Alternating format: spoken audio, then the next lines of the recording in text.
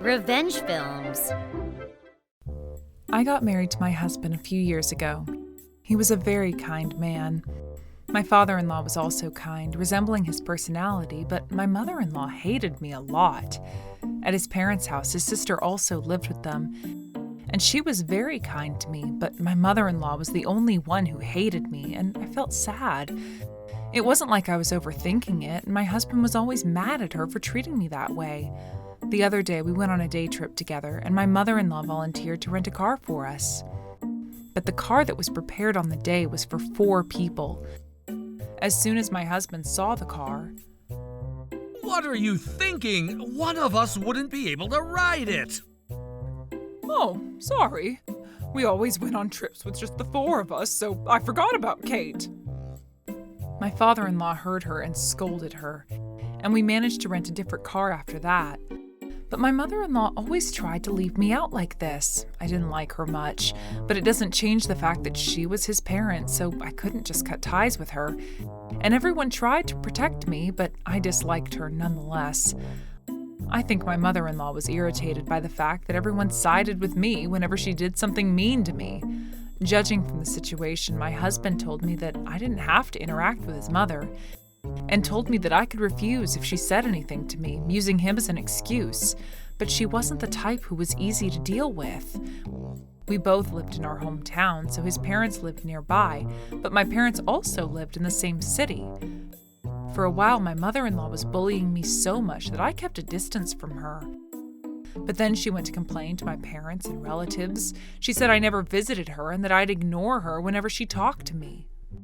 She even said that I left her out, making my husband, father-in-law, and sister-in-law be on my side.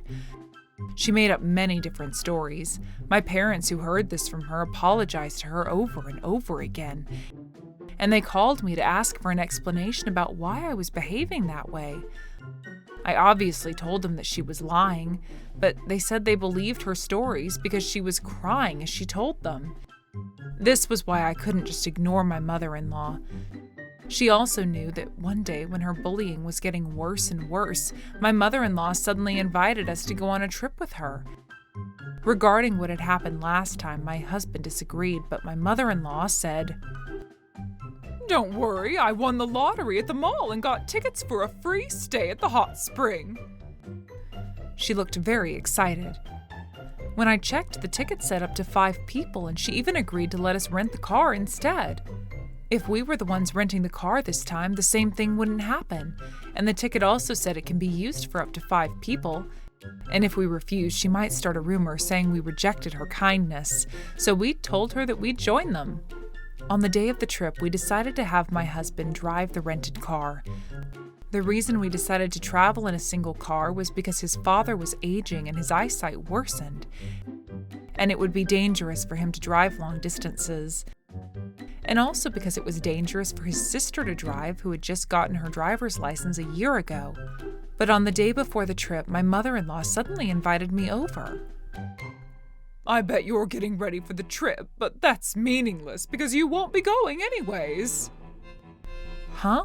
What do you mean?" "Because this is a family trip. I have no obligations to take you on the trip because you're a stranger. So you better cancel your plans tomorrow and come up with excuses like your parents are sick or something." "No way, the ticket said it could serve up to 5 people. "It did say that, but I never included your name on the list of guests. I pretended like I was also inviting you because my son wouldn't come if I didn't, but who would want to go on a trip with you?" I was shocked to hear her words. Who would have thought that I was never included on the list? She sent me home after that, saying she had nothing else to say to me. The next day, my parents-in-law and my sister-in-law visited us and said it was time to leave. Amidst that, my mother-in-law was glaring at me, as if to tell me with her eyes that I better cancel my plans quickly. I knew I had to tell them quick, but I didn't know how to start. And my husband got suspicious of me. "What's wrong? Let's get into the car. Bring your things." Even if I did manage to arrive at the hotel, I knew that my name wouldn't be there. and that made me so sad that I cried. Then everyone was taken by surprise. Everyone asked me what was wrong, so I coughed out my voice and said that I couldn't join them because my parents were sick. Then my mother-in-law said in a high-pitched, excited voice, "Oh, that's a pity. Then let's go on the trip with just the 4 of us." She tried to get into the car, but then my husband told us to wait a moment. That's weird. When you were getting our things out, I called Mia's father. I told them that I'll get them some nice bottles of sake as souvenirs. They both sounded healthy, and they never mentioned being sick.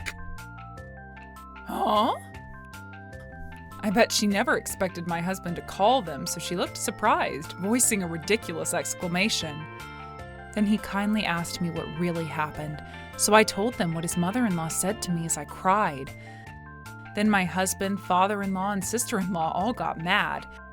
The 3 of them questioned her all at once. My father-in-law yelled why she wanted to leave me out so bad, and my husband said he was really tired of her. My sister-in-law said that she was very embarrassed to have her as her own mother. Then my husband and father-in-law said, "We'll stop being your family so we won't go on the trip with you anymore. If you want to go so bad, go alone."